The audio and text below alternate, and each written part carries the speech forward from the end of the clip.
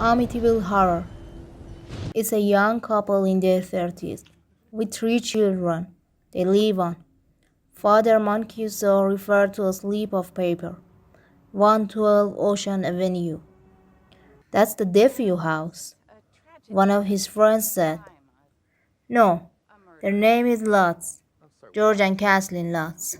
Don't you remember the Defus? Frank asked one of the men at the table.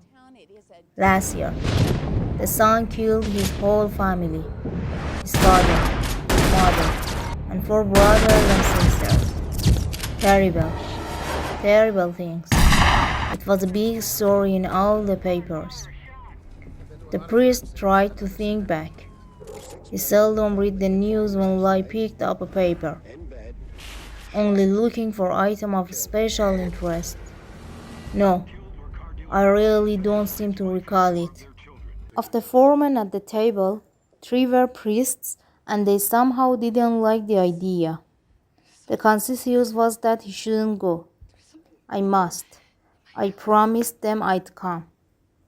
As Father Mancuso drove the few miles to Amityville, he felt apprehensive. It wasn't the fact that he would be visiting the Defu house. He was sure, but something else. It was past 1:30 when he arrived.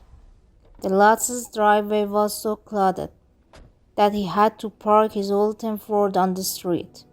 It was an enormous house, he noted. Good for Casey and the children that her husband had been able to provide such a fine home. The priest removed his clerical articles from the car, put on his stole, took the holy water, and entered the house to begin his ritual of blessing. When he picked the first holy water and uttered the word that accompanied the gesture, Father Mancuso heard a masculine voice say with terrible clarity, "Get out." He looked up in shock and whirled about. His eyes widened in astonishment. The comment had come from directly behind him, but he was alone in the room. Who or whatever had spoken was nowhere to be seen. When he finished his ritual of blessing, the priest didn't mention the inside to the Lutz.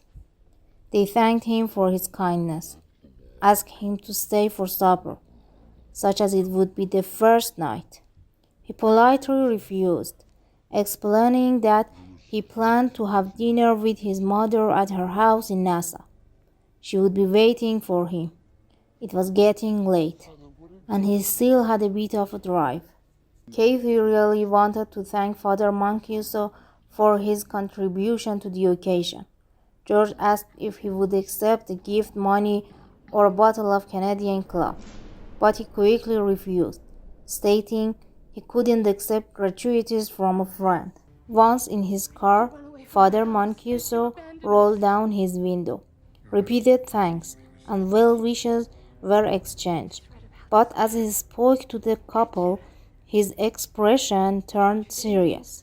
"By the way, George, I had lunch with some friends over in Lindenhurst before coming here.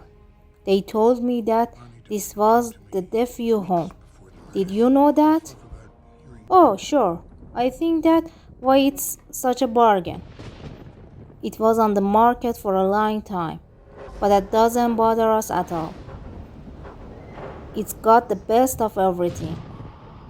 "Wasn't that a tragedy, Father?" said Casey. "That poor family. Imagine, all 6 murdered in their sleep." The priest nodded. Then, with repeated goodbye from the 3 children, the family watched as he drove off to Queens. It was nearly 4 when George had completed the first unloading at 112 Ocean Avenue. He drove the U-Haul back to Deer Park and into his old driveway. As he opened the door to his garage, Harry, his dog, leaped out and would have made a getaway if he hadn't been snared by his head.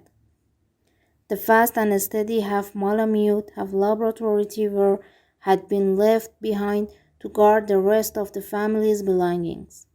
Now George took him into the truck with him.